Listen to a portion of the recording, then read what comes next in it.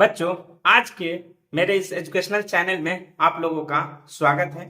आज हम लोग क्लास 10th की पोएट्री का पहला लेसन डस्ट ऑफ स्नो के हिंदी सारांश कवर करेंगे।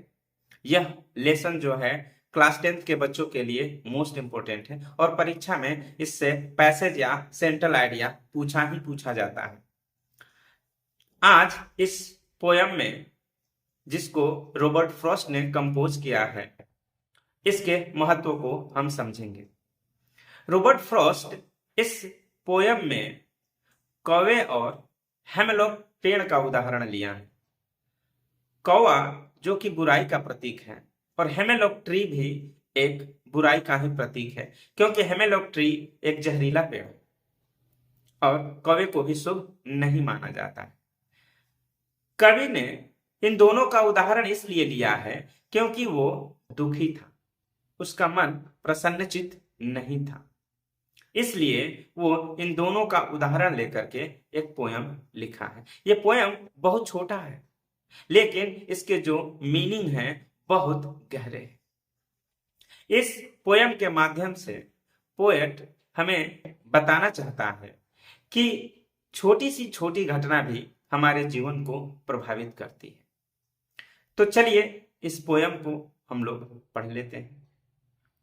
इसका सारांश ये है पोएट के अनुसार कि एक दिन पोएट उदास था और हेमलॉक पेड़ के नीचे खड़ा था, दुख में मशगूल, उसे और कुछ सूझ नहीं रहा था।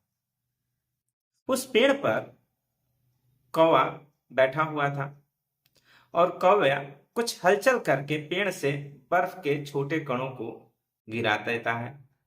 जब बर्फ के कण पोएट के ऊपर गिरते हैं तो पोएट उन्हें देखने लगता है, झाड़ते हुए ऐसे, और देखता है कि पेड़ पे कौवा बैठा हुआ है और बर्फ के कण उसके कुछ हलचल करने से गिरने लगता है।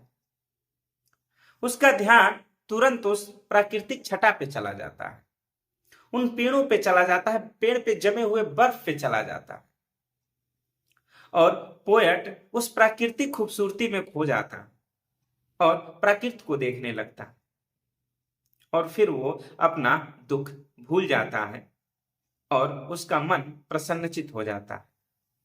और इस तरह से इस पोयम में वो संदेश दे रहा है कि एक छोटी सी छोटी घटना भी हमारे जीवन को प्रभावित करती है। जब वो दुखी था, लोग समझा रहे थे, तब वो समझ नहीं पाया, लेकिन कौवे की एक छोटी सी हरकत ने बर्फ के कणों को गिराया और बर्फ का गिरना कितनी छोटी सी घटना है। कौवे की इस घटना से उसका मूड चेंज हो गया, कवि प्रसन्नचित्त हो गया। इस तरह से इस पाठ में पोएट यही संदेश देना चाहता है कि छोटी सी छोटी घटना भी हमारे जीवन को प्रभावित करती है। तो बच्चों, उम्मीद करता हूं कि इस पाठ का सारांश आपको समझ में आ गया होगा।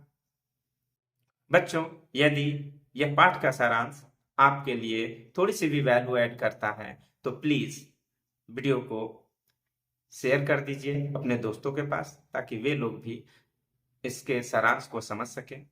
चैनल को सब्सक्राइब कर दीजिए, वीडियो को लाइक कर दीजिए। और बच्चों, फिर हम मिलते हैं एक नए वीडियो में, जो कि क्लास 10th का दूसरा लेसन जो पोएट्री का है उसका हिंदी सारांश उसमें होगा। तो बच्चों, आज की वीडियो में बस इतना ही। वीडियो देखने के लिए धन्यवाद।